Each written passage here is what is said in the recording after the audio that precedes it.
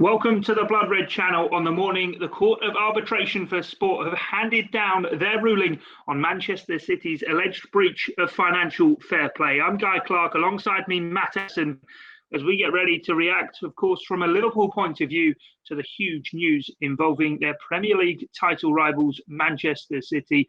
Matt, we've had the news in that Manchester City's ban from European club competitions has been lifted. Of course, it was a 2-year ban that initially was imposed on them in February, and their fine has been maintained, but it has been reduced to 10 million euros. I mean, it's a lot of news to try and get our heads around, but essentially, Man City are free to play in the Champions League as from next season again.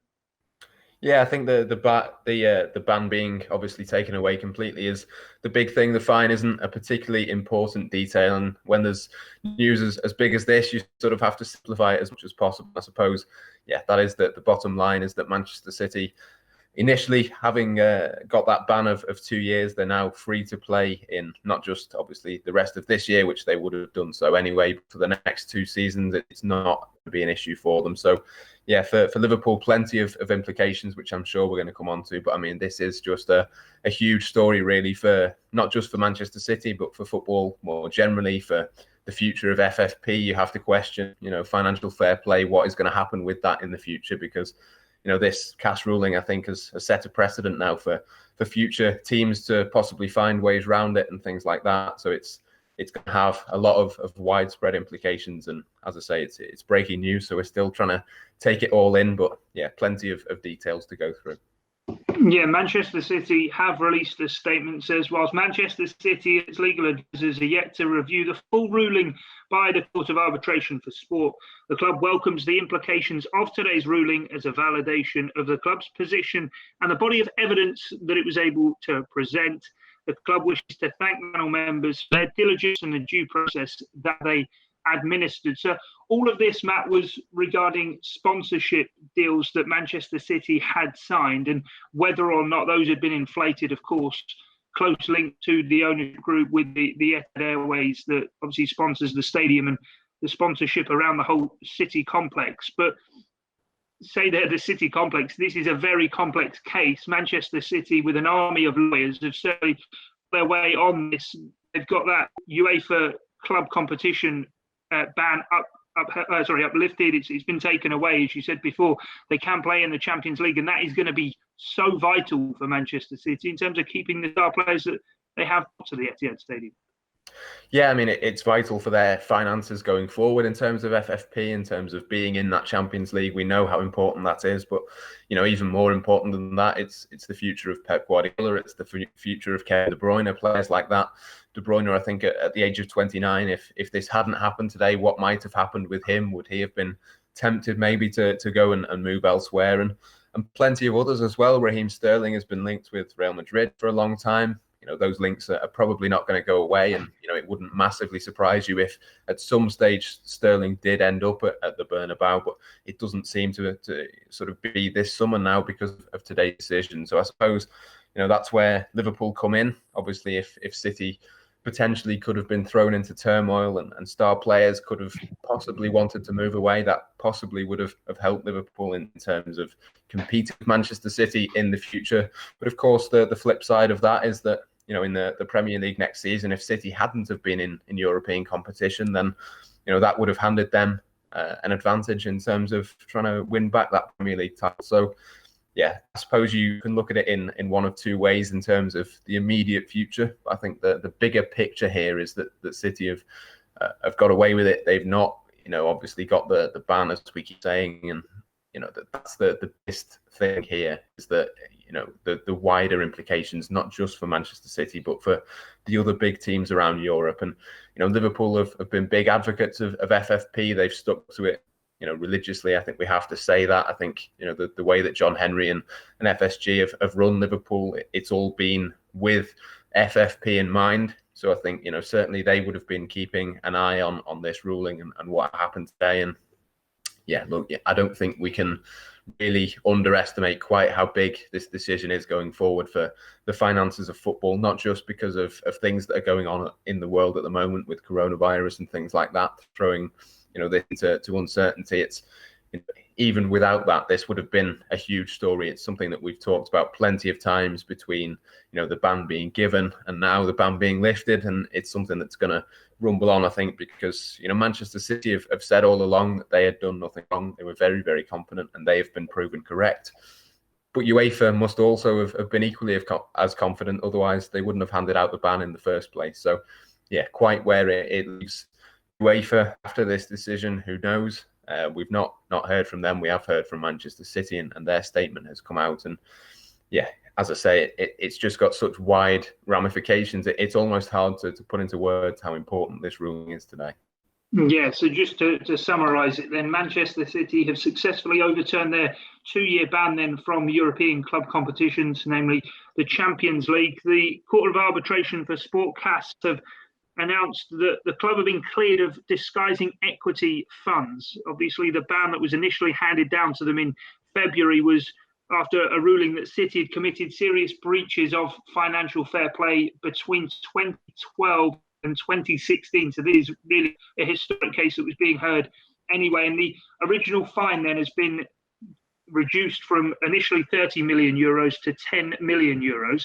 Matt, you've said just then about how the implications this could have on a wide scale for football and the integrity, I suppose, of the financial fair play model. Are we going to see it beyond even its current guise right now with all of that is going on? UEFA have already, of course, through the summer announced that changes will be permitted for this year due to the financial impact of the COVID-19 crisis. But I just wonder, in terms of Liverpool and Manchester City, if this now tips the balance back towards Manchester City, back towards their millions and trillions that they have at their disposal to spend, because we've seen this season no more a point in case in the way in which their defence needs repairing. They've got players who are aging, the likes of Fernandinho, Sergio Aguero won't be around forever. David Silva's going to leave this summer. Pep Guardiola's been looking at a massive rebuild and maybe now has the green light to push ahead with that. Yeah, I think so. As I say, it's such a big decision in terms of the wider thing. But I suppose Manchester City is the biggest issue for Liverpool at this moment in time. I think they're the closest team that could overtake Liverpool in the Premier League in the coming years. So, yeah, for Liverpool, I suppose the slight concern would be now that Manchester City can essentially just spend whatever they like. Look, FFP, I think, has been flawed in the sense that it is almost trying to create a closed shop where the teams at the top stay at the top.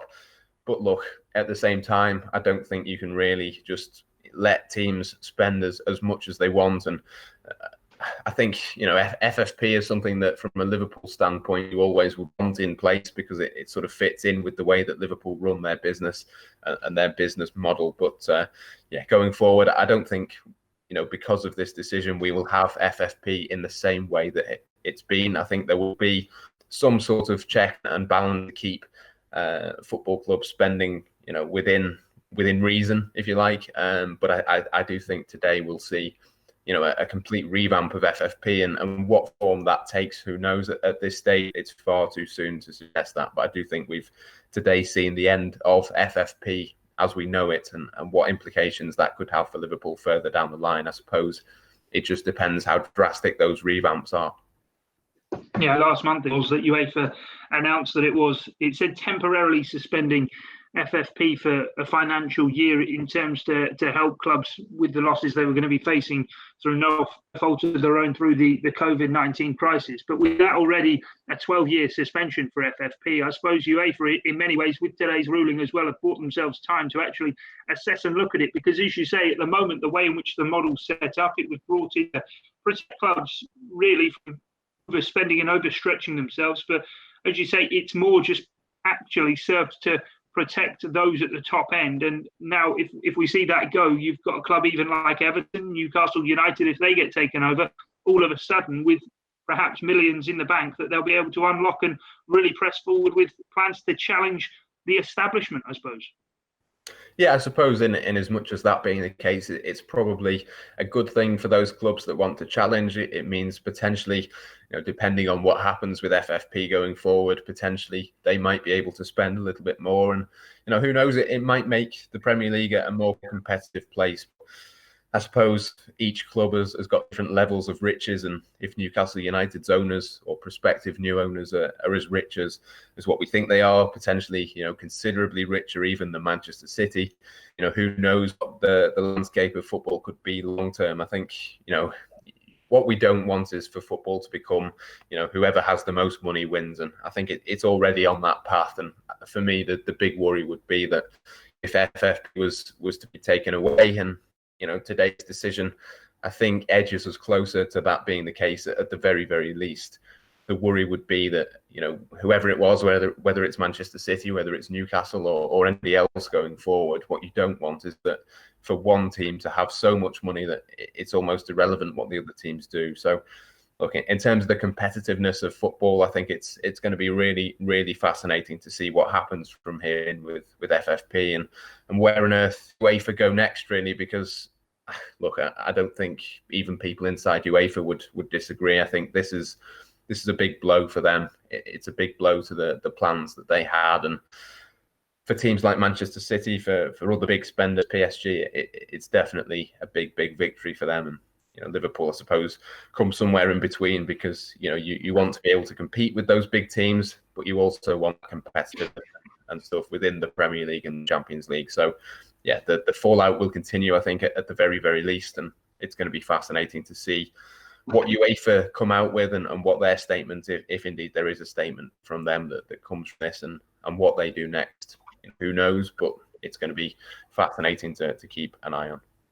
Yeah, it certainly will be. Well, a recap of the news then. Manchester City having that original 2-year ban from European club football lifted, and they have had their fine reduced from 30 million euros to 10 million euros, and that due to CAS finding that Manchester City hadn't disguised equity funding as sponsorship contributions, but had failed to cooperate with UEFA authorities in their initial inquiries. So that is the news out of CAS on this Monday morning, that Manchester City will be allowed to continue their participation in the Champions League for the next 2 seasons after initially being given a ban. I've been Guy Clarke. Alongside me, Matt Addison. We'll have to wait and see the fallout for financial fair play from all of this. But here from the Blood Red channel, it's thanks for your time and company. Bye now.